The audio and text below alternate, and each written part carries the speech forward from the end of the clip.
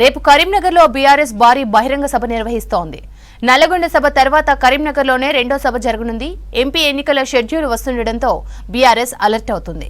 కాళేశ్వరంపై కాంగ్రెస్ చేస్తున్న ఆరోపణలపై కేసీఆర్ టార్గెట్ చేసినట్లు తెలుస్తోంది. అయితే మేడిగడ్డ తాజా రాజకీయాలపై సీఎం స్పీచ్ ఉంటుందని పార్టీ టాక్ వినిపిస్తోంది. ఇక దీనికి సంబంధించిన పూర్తి డీటెయిల్స్ తెలంగాణ భవన్ నుంచి షరీఫ్ అందిస్తారు. Sharif, over to you.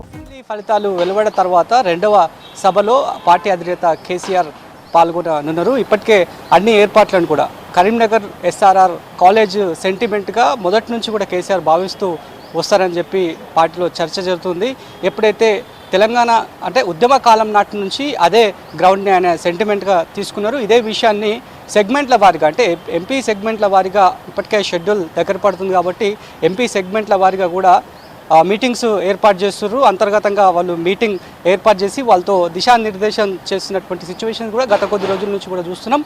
ఇవాళ ఆల్రెడీ చేవెళ్లకు సంబంధించి భవన్లో ఇప్పటికే సమావేశం ఏర్పాటు చేసినప్పటికీ కూడా అక్కడి తాజా పరిణామాల దృష్ట్యా మళ్ళీ మరొక మీటింగ్ కూడా ఇప్పుడు ఆల్రెడీ కంటిన్యూ అవుతుంది. ఆన్గోయింగ్ మీటింగ్గా ప్రస్తుతం అక్కడ నడుస్తోంది.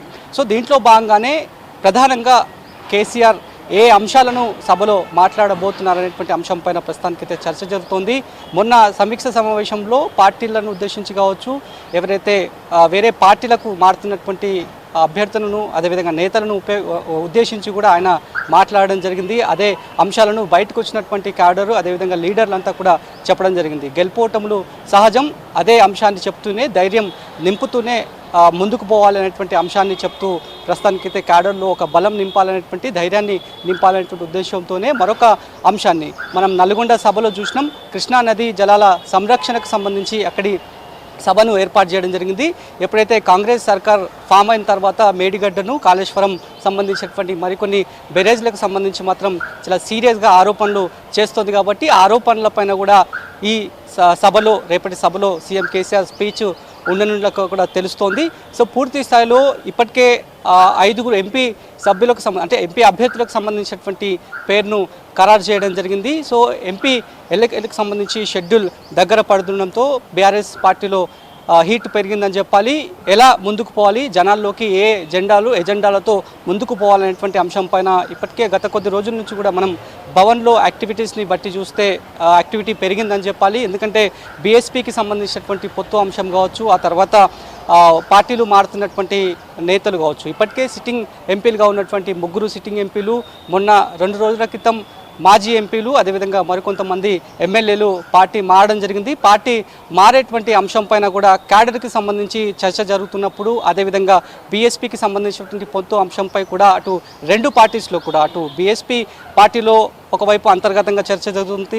ఎప్పుడైతే బీఎస్పీ పార్టీ బీఆర్ఎస్తో పొత్తుకు సుముఖంగా ఉందనేటువంటి విషయాన్ని ట్విట్టర్ వేదికగా ఆర్ఎస్పీ చెప్పినప్పుడు అక్కడి పార్టీలో డిస్టర్బెన్స్, అదేవిధంగా ఇప్పుడు బీఆర్ఎస్కి పార్టీకి సంబంధించి కూడా ఎప్పుడైతే నాగర్ కర్నూల్ అదేవిధంగా నల్గొండకు సంబంధించినటువంటి లోక్సభ పార్లమెంటరీ స్థానానికి ముఖ్య నేతలుగా ఎవరినైతే ఆహ్వానించడం జరిగిందో కేసీఆర్, వాళ్ళతో మాట్లాడినప్పుడే బీఎస్పీకి సంబంధించినటువంటి చర్చ జరిగింది. ఇదంతా కూడా గత కొద్ది రోజులు చూస్తున్నాం. ఇంటర్నల్గా వాళ్ళ సమావేశాలు జరుగుతున్నాయి. దాని సారాంశాన్ని బయటకు వచ్చి లీడర్లు మాట్లాడితే అప్పుడు బయట తెలిసినటువంటి అంశం ఏంటంటే ఎప్పుడైతే బీఎస్పీ సంబంధించినటువంటి పొత్తు అంశం పైన పార్టీలో చర్చ జరిగిందో అప్పుడే నేరుగా సీఎం కేసీఆర్తోనే కొన్ని అభ్యంతరాలు నాగర్ కర్నూల్కి సంబంధించినటువంటి నేతలు వ్యక్తం చేశారనేది కూడా చర్చ జరిగింది.